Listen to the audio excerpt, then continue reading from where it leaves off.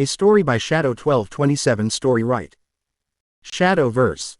Mystic Knights of the RoundTable. Thunder rumbles in the bleak sky as lightning crackles and explodes between the clouds, the hilly fields stretching for miles as a young girl from nearby town stares up at the figures. In an instant a bright triple crack of blue lightning above them shakes the ground. And then it's over. The figure on the right kneeling, sword raised in defense motionless, the other figure takes a few steps then drops to their knees. The figures seeming to be on a stage atop the high but shallow sloped hill. A knight in silver armor stands across from an ebony-clad opponent. Their suits glowing softly. The silver knight on the right feels a build-up of stature, readying their sword. In a flash, the ebony knight dashes forward, bolts of lightning drawn to both their blades aiding in their attacks. The clash of steel echoes across the fields as the two knights lock swords, a burst of energy crumbling nearby boulders.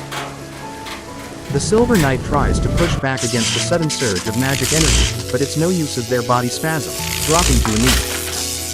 The silver knight fights to focus and a green aura starts to become visible. The ebony knights chuckle echoing in their helmets, purple energy surrounding their blade and armor. Jumping back he raises his sword skyward, a massive bolt of lightning striking the blade, the hills and valleys covered in painless yet blinding light as the sword comes down. The silver knight's flesh instantly cooking under the power as a small crater forms around their armored corpse, frozen kneeling on the hill in an open field, the lightning seeming to have fused the joints, though the armor looks perfect and undamaged.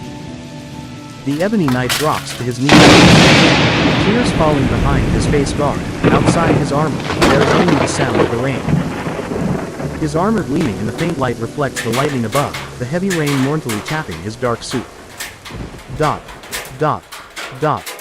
100 years later. Blaze looks at the still shining silver armor of the kneeling knight of the hills. Why were they fighting? He asks Kira. She shakes her head. No one knows for sure. It might have even been a man and woman, no one knows that either.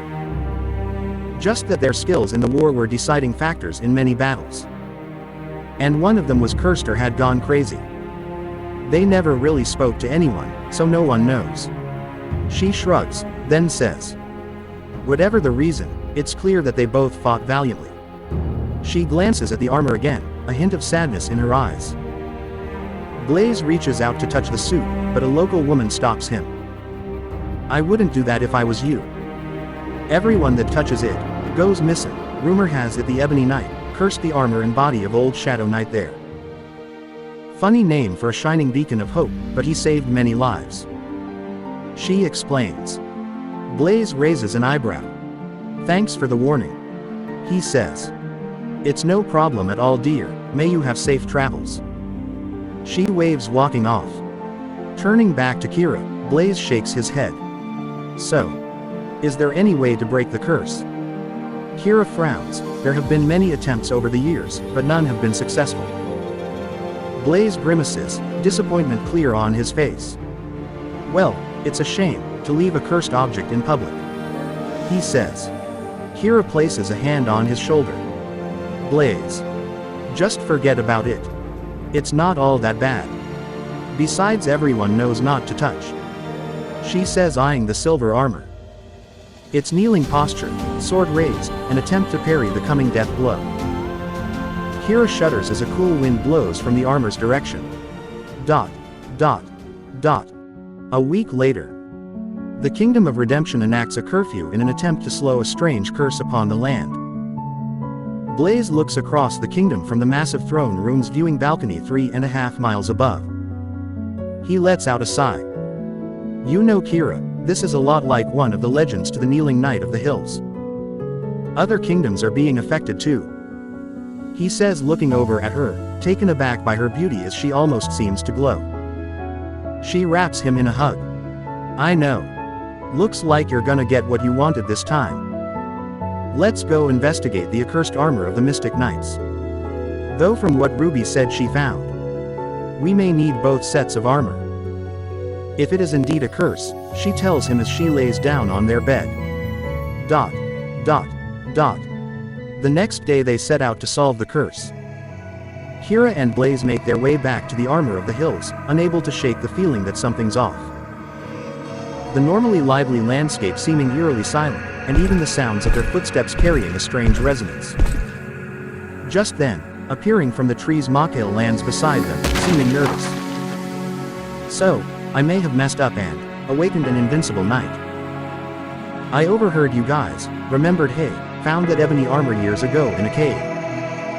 Thought, hey, I'll just grab it for ya, but they aren't dead, least not the mystic ebony knight. I only got away cause, well, he's kinda not that fast. Least not running anyway.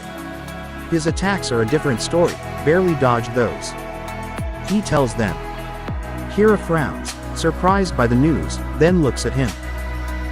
"Wait, you mean the knight is still alive? That's concerning. Even more so if it can't be defeated by you," she says. Dot. Dot. As they near the hills, her gaze stays fixed on the glimmering armor. Blaze grits his teeth. "I think I might know what to do. They're just magic suits, right?" he says. Then dashes towards the kneeling armor at around Mach 5, pushing himself by moving 1 mile per second. Energy coming out of his hands as the katana-like Death Reaper materializes. He raises the sword, bringing it down at an angle, aiming for its neck from behind. Dot. Dot. Blaze passes by and strikes, moving at speed. A massive burst of unknown energy emanating from the suit, Death Reaper shatters, the silver armor unscratched. The ground in front explodes into a 100-foot-long, 30-foot-deep gash. Still moving, Blaze glances at the broken weapon for a fraction of a second. Death Reaper can cut anything, erase souls, even hurt angels. What kind of? He thinks in the same instant, then hears Kira shout in his mind just as fast. "Blaze, look out. Dot dot. Dot." The sword pierces his back and through his chest before he can react. His world turns white, but the light doesn't burn or hurt the eyes. The energy discharge decimating the area ahead of him. Several miles away, the burst of energy impacts the hillside. A faster-than-light pulse goes through the universe as a faint yet blinding enchanted green mushroom cloud rises skyward, the blast wave approaching fast. Kira grabs Blaze and throws a glowing red one-use portal crystal. He turns, seeing a green glow coming from the silver armor that's somehow moved. The gateway closing as Kira and Mikhail carry him through into Redemption Castle's throne room, just 1 second after Blaze started his attack from half a mile away. Dot. Dot. Mikhail trembles. That was 10 megatons of power in that attack. He stammers. Dot. Blaze's vision, going fuzzy as red pools on the granite floor. It takes him a moment to realize he's been wounded. Dot. Kira's hand charges with half a megaton of energy trying to stabilize him, tears pouring down her cheeks as the medical staff appear and gasp, hesitating a moment. Dot. Dot. 1 day later. Dot. Kira stands at the balcony of the throne room as Dante and Seth come up beside her. Dante tries to speak. "Mom. He's gonna be okay, right?" Kira shakes her head. "I don't know, but the best healing mages and magi docs are helping a lot," she says tearfully. Seth lowers his head. "Mother, you've done a lot too. You should be resting after passing out like that. You put out so much that it would have killed me or anyone else in the kingdom, except for Lily, to use that much energy," he says quietly. Dot. Dot. She nods in agreement, her eyes focused on the horizon. "So, Mikhail, where did you find that ebony armor?" "Ruby had some interesting finds in her research. We think we know why they're back now and not sooner or later. If right, then, hopefully they only fight each other instead of chasing you and my husband," she says. Kira wipes away more tears, still unsure if Blaze will survive the next few days of treatment. Dot dot dot dot dot. After receiving treatment for several days, Blaze finally awakens.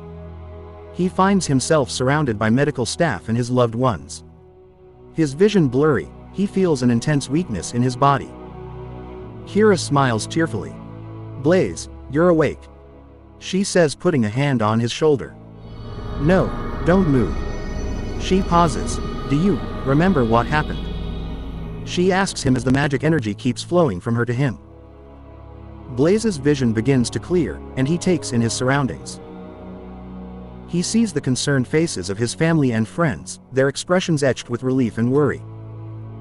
He turns to Kira, the source of the invisible magic energy that's keeping him alive. I remember trying to use Death Reaper on the silver armor and my sword breaking. But not much after that, he says, grunting in pain. The room falls silent as everyone processes Blaze's words. The mention of the powerful blade being shattered sends a shiver down their spines. Meliadar grits his teeth. This has to be some kind of joke. A suit of armor can't break Death Reaper, it can cut anything except God and his strongest creations, which last I checked was Leviathan. Not some corpse-filled suit of armor, he says. Blaze winces, trying to sit up, but Kira gently pushes him back down. Easy, take it slow, she says, her voice filled with concern. Then in his mind she says, my healing energy. I'm only just able to help your body function and heal enough and recover on its own. He looks up at her, feeling her energy aiding his heart, lungs and other areas. Stop it. You're hurting yourself keeping me alive, he says back. Kira shakes her head mentally. I can't stop, not yet. Your body needs time to heal on its own. My energy is just aiding the process. She reassures him, keeping her focus on him. His eyes tear up. I know you feel my pain through it. I don't want you to hurt too, he says. Kira's eyes soften as she meets Blaze's gaze. I do feel your pain, but I also know that this is what I can do to help you. And I'll keep doing it as long as I need to. Tears roll down his face as he looks at her. I love you, Kira.